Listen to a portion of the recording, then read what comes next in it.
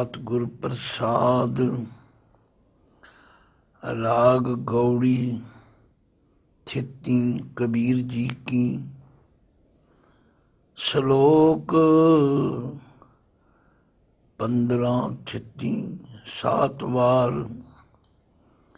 कह कबीर उर्वार न पार।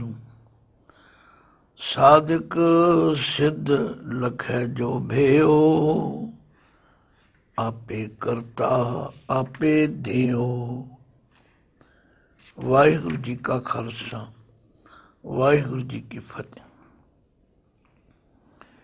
गुरु सवारी साध संगत जीओ, इस तो पहला कि इस पवित्र बाणी ਦੀ ਵਿਚਾਰ ਆਰੰਭ ਕੀਤੀ ਜਾਏ,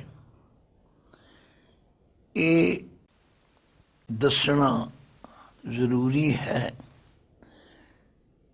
ਕਿ ਗੌੜੀ ਰਾਗ ਦੇ ਅੰਦਰ ਥਿੱਤੀ ਕਬੀਰ ਜੀ ਕੀ,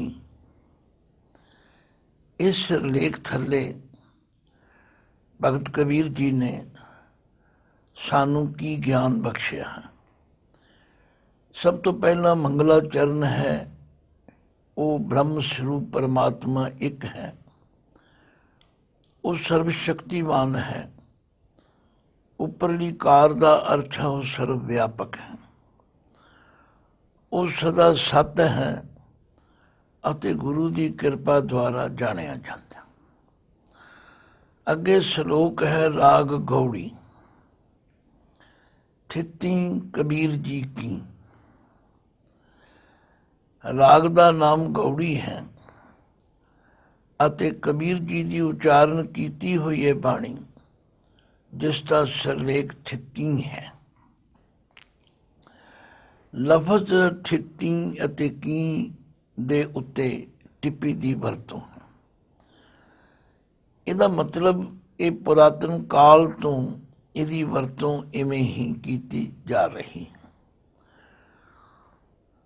ਨੋਟ ਜੋ ਦਿੱਤਾ ਹੈ ਪ੍ਰਿੰਸੀਪਲ ਸਾਹਿਬ ਨੇ ਜਾਂ ਹੋਰ ਵਿਦਵਾਨਾਂ ਨੇ, ਸਾਡੇ ਦੇਸ਼ ਵਿੱਚ ਸੂਰਜ ਅਤੇ ਚੰਦ ਦੋਹਾਂ ਦੇ ਅਨੁਸਾਰ ਸਾਲ ਦੇ ਮਹੀਨਿਆਂ ਤੇ ਦਿਨਾਂ ਦੀ ਗਿਣਤੀ ਕੀਤੀ ਜਾਂਦੀ। ਸੂਰਜ 12 ਰਾਸਾਂ ਵਿੱਚੋਂ ਦੀ ਲੰਘਦਾ ਹੈ। ਜਦੋਂ ਨਵੀਂ ਰਾਸ ਵਿੱਚ ਅੱਪੜਦਾ ਹੈ ਤਾਂ ਨਵਾਂ ਮਹੀਨਾ ਚੜ੍ਹਦਾ ਹੈ। ਚੰਦ ਦੇ ਵਧਣ ਘਟਣ ਦੇ ਹਿਸਾਬ ਅਨੁਸਾਰ ਦਿਨਾਂ ਨੂੰ ਥਿਤ ਆਖਿਆ ਜਾਂਦਾ ਹੈ। ਸੰਸਕ੍ਰਿਤ ਲਫ਼ਜ਼ ਤਿਥ ਹੈ। ਚੰਦ ਦੇ ਹਿਸਾਬ ਹਰੇਕ ਮਹੀਨੇ ਦੇ 2 ਹਿੱਸੇ 2 ਪੱਖ ਹੁੰਦੇ ਨੇ, ਹਨੇਰਾ ਪੱਖ ਅਤੇ ਚਾਨਣਾ ਪੱਖ। ਮੱਸਿਆ ਜਿਸ ਰਾਤ ਮੁਕੰਮਲ ਹਨੇਰਾ ਹੁੰਦਾ ਹੈ ਤੇ ਚੰਦ ਬਿਲਕੁਲ ਨਹੀਂ ਦਿਸਦਾ। ਇਸ ਤੋਂ ਅਗਾਂਹ ਚਾਨਣਾ ਪੱਖ ਸ਼ੁਰੂ ਹੁੰਦਾ ਹੈ, ਕਿਉਂਕਿ ਚੰਦਰਮਾ ਹਰ ਰੋਜ਼ ਵੱਧਦਾ ਜਾਂਦਾ ਹੈ। ਪੂਰਨਮਾਸ਼ੀ ਤੱਕ ਚਾਨਣਾ ਪੱਖ ਹੁੰਦਾ ਹੈ। ਪੂਰਨਮਾਸ਼ੀ ਦੀ ਰਾਤ ਨੂੰ ਚੰਦਰਮਾ ਮੁਕੰਮਲ ਹੁੰਦਾ ਹੈ। ਇਸ ਤੋਂ ਪਿੱਛੋਂ ਚੰਦ ਘਟਣ ਲੱਗ ਪੈਂਦਾ। ਇਸ ਨੂੰ ਹਨੇਰਾ ਪੱਖ ਆਖੀਦਾ ਹੈ। ਘਟਦਾ ਘਟਦਾ ਫੇਰ ਚੰਦਰਮਾ ਮੱਸਿਆ ਨੂੰ ਬਿਲਕੁਲ ਲੁਕ ਜਾਂਦਾ। ਮੱਸਿਆ ਤੋਂ ਅਗਾਂਹ ਹੇਠ ਲਿਖੇ ਅਨੁਸਾਰ ਇਹਨਾਂ ਥਿੱਤਾਂ ਦੇ ਨਾਮ ਆਉਂਦੇ ਹਨ। ਏਕਮ, ਦੂਜ, ਤੀਜ, ਚੌਥ, ਪੰਚਮੀ, ਛਠ, ਸੱਤਵੀਂ, ਅਸ਼ਟਮੀ, ਨੌਵੀਂ, ਦਸਵੀਂ, ਇਕਾਦਸ਼ੀ, ਦੁਆਦਸ਼ੀ, ਤਰੋਦਸ਼ੀ, ਚੌਦਸ਼ ਅਤੇ ਪੂਰਨਮਾਸ਼ੀ। ਇਸੇ ਤਰ੍ਹਾਂ ਪੂਰਨਮਾਸ਼ੀ ਤੋਂ ਅਗਾਂਹ ਇਹ ਏਕਮ ਤੋਂ ਲੈ ਕੇ ਮੱਸਿਆ ਤੱਕ ਇਹੀ ਥਿੱਤਾਂ ਹਨ। ਹਰੇਕ ਹਨੇਰੇ ਪੱਖ ਦੀਆਂ ਥਿੱਤਾਂ ਨੂੰ ਬਦੀ ਅਤੇ ਚਾਨਣੇ ਪੱਖ ਦੀਆਂ ਥਿੱਤਾਂ ਨੂੰ ਸੁਦੀ ਆਖਦੇ ਹਨ। ਜਿਵੇਂ ਜੇਠ ਸੁਦੀ ਚੌਥ ਦਾ ਭਾਵ ਹੈ ਜੇਠ ਦੇ ਮਹੀਨੇ ਦੀ ਮੱਸਿਆ ਤੋਂ ਅਗਾਂਹ ਚੌਥਾ ਦਿਨ। ਬਦੀ ਸੁਦੀ ਵਾਲੇ ਮਹੀਨੇ ਬਦੀ ਪੱਖ ਤੋਂ ਸ਼ੁਰੂ ਹੁੰਦੇ ਹਨ, ਪੂਰਨਮਾਸ਼ੀ ਤੋਂ ਅਗਲੇ ਦਿਨ। ਸਨਾਤਨੀ ਲੋਕ ਇਹਨਾਂ ਥਿੱਤਾਂ ਤੇ ਵਰਤ ਰੱਖਦੇ ਹਨ ਅਤੇ ਸ਼ਾਸਤਰਾਂ ਦੇ ਦੱਸੇ ਕਰਮ ਕਾਂਡ ਅਨੁਸਾਰ ਹੋਰ ਕਈ ਕਿਸਮ ਦੇ ਕਰਮ ਧਰਮ ਕਰਦੇ ਹਨ। ਜਿਵੇਂ ਇਕਾਦਸ਼ੀ ਆਦਿਕ ਥਿੱਤਾਂ ਤੇ ਵਰਤ ਰੱਖੇ ਜਾਂਦੇ ਹਨ, ਤਿਵੇਂ ਇਹਨਾਂ 7 ਵਾਰਾਂ ਦੇ ਨਾਲ ਵੀ ਕਈ ਕਰਮਾਂ ਧਰਮਾਂ ਦਾ ਸੰਬੰਧ ਥਾਪਿਆ ਗਿਆ ਹੈ। ਇਹ ਵਾਰ ਦੇਵੀ ਦੇਵਤਿਆਂ ਜਾਂ ਤਾਰਿਆਂ ਦੇ ਨਾਵਾਂ ਦੇ ਨਾਲ ਸੰਬੰਧ ਰੱਖਦੇ ਹਨ। ਮੰਗਲਵਾਰ ਦੇਵੀ ਦਾ ਵਾਰ ਸਮਝਿਆ ਜਾਂਦਾ ਹੈ। ਸ਼ਨੀਚਰਵਾਰ ਸ਼ਨੀਚਰ ਦੇਵਤੇ ਦਾ ਦਿਨ ਹੈ। ਕਦੇ ਕਿਸੇ ਕਰਮ ਕਾਂਡੀ ਸਨਾਤਨੀ ਸੱਜਣ ਦੇ ਪਾਸ 4 ਦਿਨ ਰਹਿ ਕੇ ਵੇਖੋ ਤਾਂ ਉਸ ਦੇ ਰੋਜ਼ਾਨਾ ਕਰਤੱਵ ਤੋਂ ਪਤਾ ਮਿਲੇਗਾ ਕਿ ਇਹਨਾਂ ਥਿੱਤਾਂ ਤੇ ਵਾਰਾਂ ਦੀ ਰਾਹੀਂ ਕਰਮ ਕਾਂਡ ਦਾ ਚੰਗਾ ਜਾਲ ਵਿਛਿਆ ਹੋਇਆ। ਤਕੜੇ ਕਰਮ ਭਰਮ ਵਹਿਮ ਬਣੇ ਹੋਏ ਹਨ। ਕਬੀਰ ਜੀ ਇਸ ਬਾਣੀ ਦੀ ਰਾਹੀਂ ਉਪਦੇਸ਼ ਕਰਦੇ ਹਨ ਕਿ ਇਹਨਾਂ ਥਿੱਤਾਂ ਵਾਰਾਂ ਦੇ ਭਰਮ ਵਹਿਮ ਨੂੰ ਛੱਡ ਕੇ ਸਦਾ ਪਰਮਾਤਮਾ ਦੀ ਭਗਤੀ ਕਰੋ। ਪਰ ਕਰਤਾਰ ਦੇ ਰੰਗ ਗੁਰੂ ਅਰਜਨ ਸਾਹਿਬ ਦੇ 12 ਮਾਹ ਅਤੇ ਕਬੀਰ ਜੀ ਦੀ ਇਸ ਥਿੱਤੀ ਵਾਰ ਨੂੰ ਪੜ੍ਹਦੇ ਹੋਏ ਅਸੀਂ ਲੋਕ ਵੀ ਮੱਸਿਆ ਤੇ ਪੰਚਮੀ ਨੂੰ ਖਾਸ ਵਿਸ਼ੇਸ਼ਤਾ ਦਿੰਦੇ ਹਾਂ। ਸੰਗਰਾਂਦ ਨੂੰ ਬਾਕੀ ਦਿਹਾੜਿਆਂ ਨਾਲੋਂ ਪਵਿੱਤਰ ਦਿਹਾੜਾ ਮੰਨਦੇ ਹਾਂ। ਇਸ ਸਾਰੀ ਲਿਖਤ ਨੂੰ ਪੜ੍ਹਨ ਤੋਂ ਬਾਅਦ ਇਹ ਗੱਲ ਸਪਸ਼ਟ ਹੋ ਜਾਂਦੀ ਹੈ ਕਿ ਨਾ ਤਾਂ ਭਗਤ ਕਬੀਰ ਜੀ ਇਹਨਾਂ ਥਿੱਤਾਂ ਵਾਰਾਂ ਦੇ ਭਰਮ ਵਿੱਚ ਹਨ ਤੇ ਨਾ ਹੀ ਗੁਰੂ ਸਾਹਿਬਾਨ ਨੇ ਇਹਨਾਂ ਥਿੱਤਾਂ ਵਾਰਾਂ ਨੂੰ ਕੋਈ ਮਹੱਤਤਾ ਦਿੱਤੀ। ਇਹ ਠੀਕ ਹੈ ਕਿ ਸਾਨੂੰ ਪਰਮਾਤਮਾ ਨਾਲ ਜੁੜਨ ਲਈ ਉਪਦੇਸ਼ ਜ਼ਰੂਰ ਦਿੱਤਾ ਤੇ ਗੁਰਬਾਣੀ ਦਾ ਇੱਕੋ ਬਚਨ ਸਾਰੇ ਭੁਲੇਖੇ ਦੂਰ ਕਰ ਦਿੰਦਾ ਕਿ ਥਿੱਤੀ ਵਾਰ ਸੇਵੈ ਮੁਗਧ ਗੁਵਾਰ। ਉਹ ਮੂਰਖ ਲੋਕ ਹਨ ਜਿਹੜੇ ਇਹਨਾਂ ਥਿੱਤਾਂ ਵਾਰਾਂ ਦੇ ਚੱਕਰ ਵਿੱਚ, ਕਿਉਂਕਿ ਪਰਮਾਤਮਾ ਤੇ ਇੱਕ ਹੈ। ਕਦੇ ਤੁਸੀਂ ਸੋਹਲੇ ਦੀ ਬਾਣੀ ਵਿੱਚ ਉਹ ਸ਼ਬਦ ਪੜ੍ਹੋ 6 ਘਰ 6 ਗੁਰ 6 ਉਪਦੇਸ਼। ਗੁਰ ਗੁਰ ਏਕੋ ਵੇਸ ਅਨੇਕ। ਬਾਬਾ ਜੈ ਘਰ ਕਰਤੇ ਕੀਰਤ ਹੋਏ ਸੋ ਕਰ ਰਾਖ ਵਡਾਈ ਤੋਏ। ਰਹਾਓ ਵਿਸਵੇ ਚਸਿਆਂ ਘੜੀਆਂ ਪਹਿਰਾਂ ਥਿੱਤੀ ਵਾਰੀ ਮਾਹ ਹੋਆ। ਸੂਰਜ ਏਕੋ ਰੁੱਤ ਅਨੇਕ ਨਾਨਕ ਕਰਤੇ ਕੇ ਕੇਤੇ ਵੇਸ। ਨਿਚੋੜੇ ਨਿਕਲਿਆ ਕਿ ਜੇ ਤੁਸੀਂ ਇਹਨਾਂ ਸ਼ਾਸਤਰਾਂ ਦੀ ਗੱਲ ਕਰੋ, ਇਹ 6 ਸ਼ਾਸਤਰ ਹਨ। 6 ਉਹਨਾਂ ਦੇ ਰਚਨ ਵਾਲੇ ਰਿਸ਼ੀ ਹਨ ਔਰ 6 ਹੀ ਉਹਨਾਂ ਦੇ ਉਪਦੇਸ਼ ਅਤੇ ਸਿਧਾਂਤ ਹਨ। ਕਿਸੇ ਦੀ ਗੱਲ ਇੱਕ ਦੂਜੇ ਨਾਲ ਰਲਦੀ ਨਹੀਂ ਹੈ। ਕਿਸੇ ਨੇ ਪਰਮਾਤਮਾ ਨੂੰ ਨਿਰਗੁਣ ਮੰਨਿਆ ਤੇ ਕਿਸੇ ਨੇ ਸਰਗੁਣ ਮੰਨਿਆ। ਕਿਸੇ ਨੇ ਆਦਿ ਕਾਲ ਤੋਂ ਮੰਨਿਆ, ਅਨਾਦਿ ਕਾਲ ਤੋਂ ਮੰਨਿਆ। ਸਭ ਦੀ ਵੱਖਰੀ ਵੱਖਰੀ ਸੁਰ ਹੈ, ਪਰ ਗੁਰਮਤ ਇਹਨਾਂ ਸਾਰਿਆਂ ਤੋਂ ਵੱਖਰਾ ਉਸ ਅਕਾਲ ਪੁਰਖ ਨੂੰ ਮੰਨਦੀ ਹੈ जो आद सच जुगाद सच है भी सच नानक होसी भी सच। तथा गुरु नानक पातशाह ने फरमाया, एको है भाई एको है, साहिब मेरा एको है। तो असी एक दे उपासना करनी है। बिन करतार न किरतम मानो, आद अजोन अजय अविनाशी ते परमेश्वर जान। ये ठीक है कि पुरातन बजुर्ग ਜਿਹੜੇ ਸਨ ਉਹ ਇਹਨਾਂ ਦੇਸੀ ਮਹੀਨਿਆਂ ਦੇਸੀ ਥਿੱਤਾਂ ਦੇ ਨਾਲ ਆਪਣੇ ਕਾਰ ਵਿਹਾਰ ਕਰਦੇ ਸਨ। ਜਾਣਕਾਰੀ ਵਾਸਤੇ ਉਹ ਵਰਤਦੇ ਸਨ, ਲਿਖਦੇ ਸਨ। ਪਰ ਗੁਰੂ ਮਤ ਦੀ ਰੋਸ਼ਨੀ ਵਿੱਚ ਕਿਸੇ ਥਿੱਤ ਨੂੰ ਚੰਗਾ ਜਾਂ ਕਿਸੇ ਵਾਰ ਨੂੰ ਚੰਗਾ ਮਾੜਾ ਨਹੀਂ ਮੰਨਿਆ। ਸਾਨੂੰ ਤੇ ਗੁਰੂ ਮਹਾਰਾਜ ਨੇ ਇਹ ਸਿੱਖਿਆ ਦਿੱਤੀ ਹੈ ਕਿ ਭਾਈ ਇਹ ਸਾਰੀਆਂ ਥਿੱਤਾਂ ਵਾਰਾਂ ਜੋ ਹਨ, ਇਹ ਮਹੀਨੇ ਜੋ ਹਨ, ਇਹਨਾਂ ਵਿੱਚੋਂ ਕਿਸੇ ਇੱਕ ਨੂੰ ਵਿਸ਼ੇਸ਼ ਕਹਿਣਾ ਜਾਂ ਇੱਕ ਨੂੰ ਘੱਟ ਕਹਿਣਾ ਇਹ ਸ਼ੋਭਦਾ ਨਹੀਂ। ਇਹ ਤਾਂ ਸਾਡੀ ਸਹੂਲਤ ਵਾਸਤੇ ਹਨ।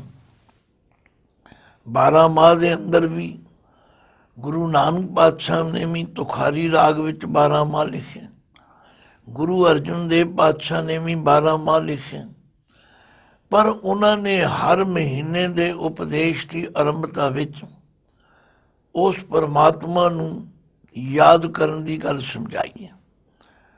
ਅਸੀਂ ਪੜ੍ਹਦੇ ਹਾਂ, ਕਿਰਤ ਕਰਮ ਕੇ ਵਿਛੜੇ ਕਰ ਕਿਰਪਾ ਮੇਲੋ ਰਾਮ, ਚਾਰ ਕੁੰਟ ਦਾਦਿਸ ਭ੍ਰਮੇ ਥਕ ਆਏ ਪ੍ਰਭ ਕੀ ਸਾਮ, ਤੇਨ ਦੁਦੈ ਤੇ ਬਾਹਰੀ ਕਿਤੇ ਨਾ ਆਵੇ ਕਾਮ, ਜਲ ਬਿਨ ਸ਼ਾਖ ਕੁਮਲਾਵਤੀ ਉਪਜੈ ਨਾਹੀ ਦਾਮ, ਹਰ ਨਾਹ ਨ ਮਿਲੀਐ ਸਾਜਨੈ ਕਤ ਪਾਈਐ ਬਿਸਰਾਮ, ਜਿਤ ਘਰ ਹਰ ਕੰਤ ਨ ਪ੍ਰਗਟਈ ਪਠ ਨਗਰ ਸੇ ਗ੍ਰਾਮ, ਸਰਬ ਸਿੰਗਾਰ ਤੰਬੋਲ ਰਸ ਸਣ ਦੇਹੀ ਸਭ ਖਾਮ, ਪ੍ਰਭ ਸੁਆਮੀ ਕੰਤ ਵਿਹੂਣੀਆਂ ਮੀਤ ਸੱਜਣ ਸਭ ਜਾਮ, ਨਾਨਕ ਕੀ ਬੇਨੰਤੀਆਂ ਕਰ ਕਿਰਪਾ ਦੀ ਜੈਨਾ।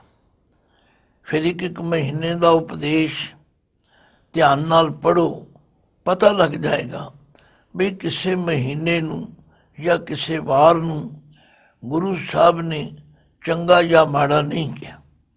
ਤੇ ਅਖੀਰ ਵਿੱਚ ਨਿਚੋੜੇ ਕੱਢਿਆ, ਜਿਨ ਜਿਨ ਨਾਮ ਤੇ ਆਇਆ ਤਿਨ ਕੇ ਕਾਜ ਸਰੇ, ਹਰ ਗੁਰ ਪੂਰਾ ਆਰਾਧਿਆ ਦਰਗਾਹ ਸੱਚ ਖਰੇ, ਸਰਬ ਸੁਖਾ ਨਿਦ ਚਰਨ ਹਰ ਭਉਜਲ ਬਿਖਮ ਤਰੇ, ਪ੍ਰੇਮ ਭਗਤ ਤਿਨ ਪਾਈਆ ਬਿਖਿਆ ਨਾਹਿ ਜਰੇ, ਕੂੜ ਗਏ ਦੁਬਦਾ ਨਸੀ ਪੂਰਨ ਸੱਚ ਭਰੇ, ਪਾਰ ਬ੍ਰਹਮ ਪ੍ਰਭ ਸੇਵੰਦੇ ਮਨ ਅੰਦਰ ਏਕ ਧਰੇ, ਮਹਾ ਦਿਵਸ ਮੂਰਤ ਭਲੇ ਜਿਸ ਕੋ ਨਦਰ ਕਰੇ, ਨਾਨਕ ਮੰਗੈ ਦਰਸ ਦਾਨ ਕਿਰਪਾ ਕਰੋ ਹਰੇ। ਇਸ ਸਾਰੀ ਵਿਚਾਰ ਤੋਂ ਜੋ ਕੁਝ ਸਪਸ਼ਟ ਹੋਇਆ ਉਹ ਇਹ ਹੈ ਕਿ ਸਭ ਕੁਝ ਕਰਨ ਕਰਾਉਣ ਦੀ ਸ਼ਕਤੀ ਪਰਮਾਤਮਾ ਵਿੱਚ। ਕਰਨ ਕਾਰਨ ਪ੍ਰਭ ਏਕ ਹੈ, ਦੂਸਰ ਨਾਹੀ ਕੋਏ, ਨਾਨਕ ਤਿਸ ਬਲਿਹਾਰਣ ਜਲ ਥਲ ਮਈਲ ਸੋਏ। ਇਹ ਠੀਕ ਹੈ ਕਿ ਕਿਸੇ ਦਿਨ ਦਿਹਾੜੇ ਨੂੰ, ਜਿਵੇਂ ਐਤਵਾਰ ਨੂੰ ਸਭ ਲੋਕਾਂ ਨੂੰ ਛੁੱਟੀ ਹੁੰਦੀ ਹੈ, ਕਈ ਥਾਵਾਂ ਤੇ ਸੋਮਵਾਰ ਨੂੰ ਛੁੱਟੀ ਹੁੰਦੀ ਹੈ। ਇਹ ਇੱਕ ਵੱਖਰੀ ਗੱਲ ਹੈ ਕਿ ਉਸ ਦਿਹਾੜੇ ਨੂੰ ਕਿਸੇ ਇਕੱਠ ਵਾਸਤੇ ਵਰਤਣਾ। ਜਿਵੇਂ ਸਾਡੇ ਬਿਲਕੁਲ ਨੇੜੇ ਗੁਰਦੁਆਰਾ ਪੰਜੋਖਰਾ ਸਾਹਿਬ ਹੈ, ਜਿੱਥੇ 8ਵੇਂ ਪਾਤਸ਼ਾਹ ਗੁਰੂ ਹਰਕ੍ਰਿਸ਼ਨ ਸਾਹਿਬ ਜੀ ਨੇ ਚਰਨ ਪਾਏ ਨੇ। ਉੱਥੇ ਛੱਜੂ ਜੀਵਰ ਨੂੰ ਗਿਆਨ ਕਰਾਇਆ ਤੇ ਪੰਡਿਤ ਲਾਲ ਚੰਦ ਦਾ ਅਹੰਕਾਰ ਤੋੜੇ। ਹੁਣ ਅੰਬਾਲਾ ਸ਼ਹਿਰ ਵਿੱਚ ਤੇ ਐਤਵਾਰ ਨੂੰ ਛੁੱਟੀ ਹੁੰਦੀ ਹੈ, ਤੇ ਅੰਬਾਲਾ ਕੈਂਟ ਵਿੱਚ ਸੋਮਵਾਰ ਨੂੰ ਛੁੱਟੀ ਹੁੰਦੀ।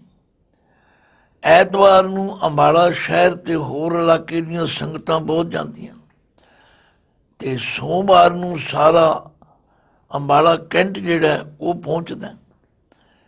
ਤੋ ਗੱਲ ਇਹ ਹੈ ਕਿ ਕਿਸੇ ਦਿਨ ਜਾਂ ਵਾਰ ਨੂੰ ਛੁੱਟੀ ਜਾਣ ਕੇ ਇਕੱਠਿਆਂ ਹੋਣਾ ਸਤਸੰਗ ਕਰਨ ਲਈ ਕੋਈ ਮਾੜੀ ਗੱਲ ਨਹੀਂ, ਪਰ ਗੁਰਮਤ ਵਿੱਚ ਇਸ ਗੱਲ ਨੂੰ ਕੋਈ ਵੀ ਗੁੰਜਾਇਸ਼ ਨਹੀਂ ਕਿ ਫਲਾਣਾ ਸੰਗਰਾਂਦ ਦਾ ਦਿਨ ਚੰਗਾ ਹੈ, ਮੱਸਿਆ ਦਾ ਦਿਨ ਚੰਗਾ ਹੈ।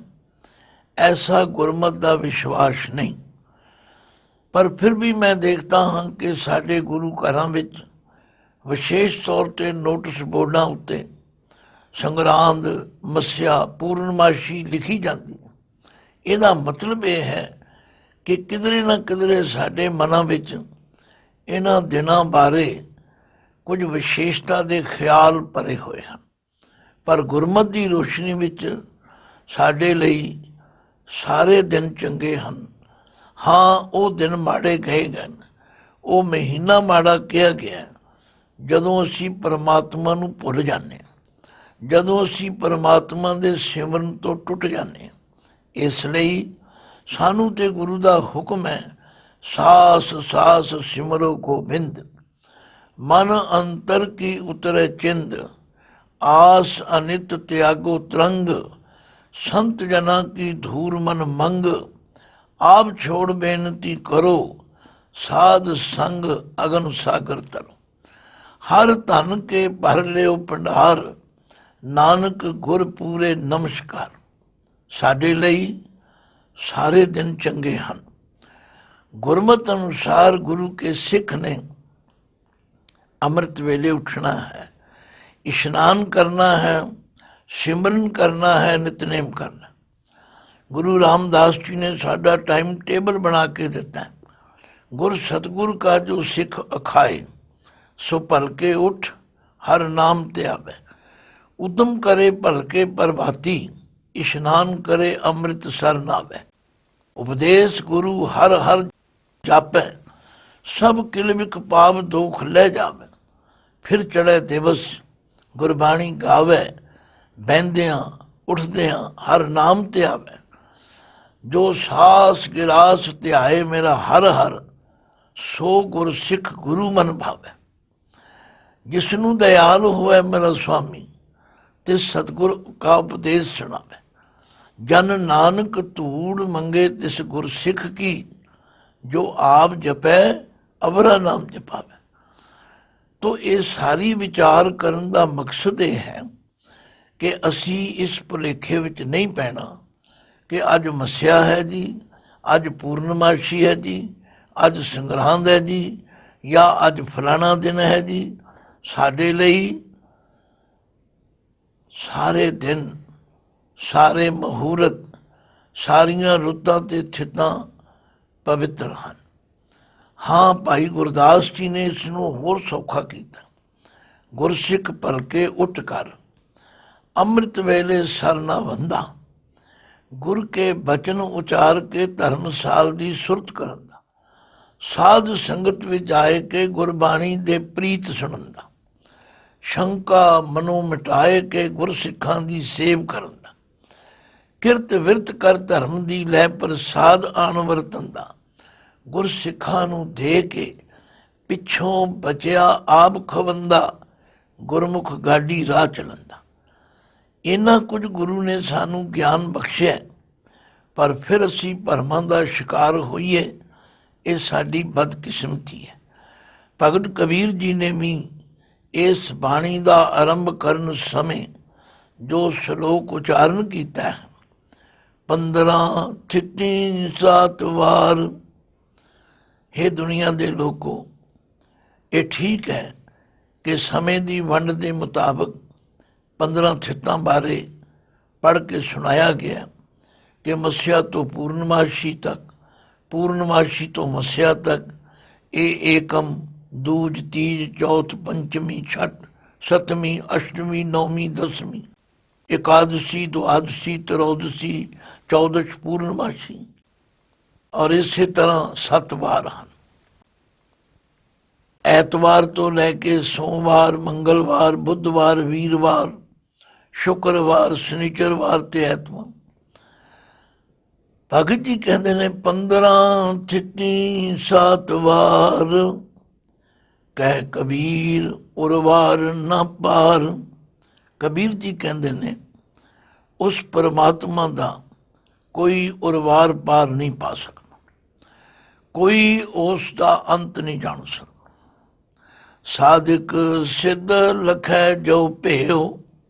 ਸਾਧਕ ਸਾਧਨਾ ਕਰਨ ਵਾਲੇ, ਸਿੱਧ ਜਿਨ੍ਹਾਂ ਨੇ ਕੋਈ ਸਿੱਧੀ ਪ੍ਰਾਪਤ ਕਰ ਲਈ, ਜੇ ਇਸ ਗੱਲ ਦਾ ਭੇਦ, ਇਸ ਗੱਲ ਦੀ ਰਾਜ ਡੂੰਘਾਈ ਨੂੰ ਸਮਝ ਲਵੇ, ਫਿਰ ਉਹਦਾ ਭੁਲੇਖਾ ਦੂਰ ਹੋ ਜਾਏਗਾ।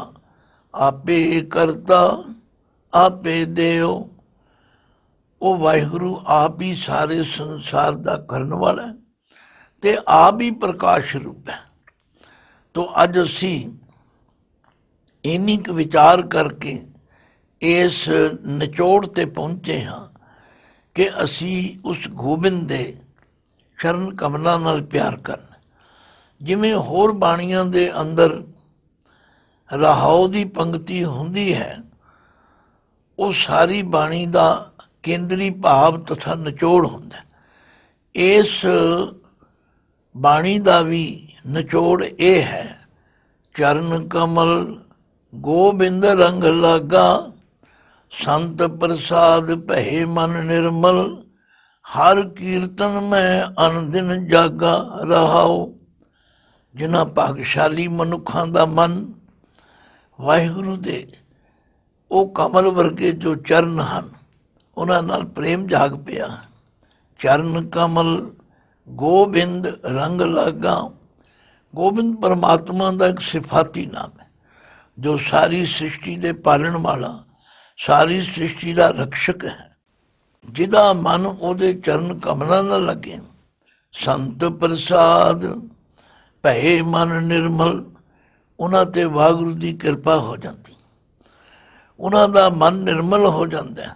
ਤੇ ਜਿਨ੍ਹਾਂ ਦਾ ਮਨ ਨਿਰਮਲ ਹੋ ਜਾਂਦਾ, ਹਰ ਕੀਰਤਨ ਮੈਂ ਅਨ ਦਿਨ ਜਾਗਾ, ਉਹਨਾਂ ਦਾ ਮਨ ਅਨ ਦਿਨ, ਹਰ ਰੋਜ਼, ਹਰ ਵੇਲੇ ਹਰੀ ਦੀ ਕੀਰਤੀ ਕਰਨ ਵਿੱਚ ਜਾਗ ਪੈਂਦਾ, ਲੱਗ ਪੈਂਦਾ। ਇਸੇ ਲਈ ਗੁਰੂ ਨਾਨਕ ਪਾਤਸ਼ਾਹ ਨੇ ਫਰਮਾਇਆ, ਜਿਸਨੂੰ ਬਖਸ਼ੇ ਸਿਫਤ ਸਾਲਾ, ਨਾਨਕ ਪਾਤਸ਼ਾਹੀ ਪਾਤਸ਼ਾਹ। ਸਾਨੂੰ ਕਿਸੇ ਦਿਨ, ਕਿਸੇ ਵਾਰ ਨੂੰ ਚੰਗਾ ਮਾੜਾ ਕਹਿਣ ਜਾਂ ਮੰਨਣ ਦੀ ਲੋੜ ਨਹੀਂ। ਸਾਡੇ ਲਈ ਗੁਰੂ ਦਾ ਹੁਕਮ ਇਹ ਹੈ ਕਿ ਅੱਠੇ ਪੈਰ ਉਸ ਪਰਮਾਤਮਾ ਦਾ ਸਿਮਰਨ ਕਰੋ, ਉਹਨੂੰ ਯਾਦ ਰੱਖੋ, ਉਹਦੀ ਭੈ ਭਗਤੀ ਵਿੱਚ ਰਹੋ। ਕਈ ਲੋਕ ਪੁੱਛਦੇ ਨੇ ਸਿਮਰਨ ਕਿਵੇਂ ਕਰੀਏ ਜੀ, ਸਿਮਰਨ ਕਦੋਂ ਕਰੀਏ ਜੀ। ਮੈਨੂੰ ਤਾਂ ਗੁਰੂ ਅਮਰਦਾਸ ਜੀ ਦੀ ਸਿੱਖਿਆ ਵਿੱਚੋਂ ਇੱਕ ਗੱਲ ਸਮਝ ਵਿੱਚ ਆਈ ਕਿ ਜੇ ਤੁਸੀਂ ਹਰ ਵੇਲੇ ਸਿਮਰਨ ਕਰਨਾ, ਭੈ ਵਿੱਚ ਬੈਸੈ ਭੈ ਰਹਿ, ਭੈ ਵਿੱਚ ਕਮਾਵੇ ਕਾਰ, ਇੱਥੇ ਸੁਖ ਵਡਿਆਈਆਂ ਦਰਗਾਹ ਮੋਖ ਦਵਾਰ। ਨਾ ਵੇਖੋ ਸੰਗਰਾਂਦ, ਨਾ ਵੇਖੋ ਮੱਸਿਆ, ਨਾ ਪੂਰਨਮਾਸ਼ੀ। ਜਿੱਥੇ ਬੈਠੋ ਪਰਮਾਤਮਾ ਦੇ ਭੈ ਵਿੱਚ ਬੈਠੋ, ਜਿੱਥੇ ਰਹੋ ਪਰਮਾਤਮਾ ਦੇ ਭੈ ਵਿੱਚ ਰਹੋ। ਤੇ ਜਿਹੜੀ ਕਿਰਤਕਾਰ ਡਿਊਟੀ ਤੁਹਾਨੂੰ ਪਰਮਾਤਮਾ ਨੇ ਦਿੱਤੀ ਹੈ, ਉਹਨੂੰ ਉਹਦੇ ਭੈ ਵਿੱਚ ਕਰੋ। ਸੋ ਸਾਰੀ ਬਾਣੀ ਦਾ ਇਹ ਨਿਚੋੜ ਹੈ ਕਿ ਚਰਨ ਕਮਲ ਗੋਬਿੰਦ ਰੰਗ ਲਾਗਾ, ਸੰਤ ਪ੍ਰਸਾਦ ਭਏ ਮਨ ਨਿਰਮਲ, ਹਰ ਕੀਰਤਨ ਮੈਂ ਅਨ ਦਿਨ ਜਾਗਾ। ਭੁੱਲਾਂ ਚੁੱਕਾਂ ਦੀ ਖਿਮਾ ਬਖਸ਼ਣੀ। ਇਹ ਵਿਚਾਰ ਕਰਦੇ ਹਾਂ, ਗੁਰਮਤਿ ਦੀ ਰੋਸ਼ਨੀ ਵਿੱਚ ਇਹ ਦ੍ਰਿੜ ਕਰਵਾਇਆ ਕਿ ਅਸੀਂ ਕਿਸੇ ਥਿਤ, ਵਾਰ, ਮਹੀਨੇ ਦੇ ਉਪਾਸ਼ਕ ਨਹੀਂ ਹੈਗੇ। ਅਸੀਂ ਤਾਂ ਇੱਕ ਅਕਾਲ ਪੁਰਖ ਨੂੰ ਮੰਨਣਾ ਹੈ, ਜਿਹੜਾ ਆਦ ਸੱਚ, ਜੁਗਾਦ ਸੱਚ, ਹੈ ਵੀ ਸੱਚ, ਨਾਨਕ ਹੋਸੀ ਵੀ ਸੱਚ। ਵਾਹਿਗੁਰੂ ਜੀ ਕਾ ਖਾਲਸਾ, ਵਾਹਿਗੁਰੂ ਜੀ ਕੀ ਫਤਿਹ।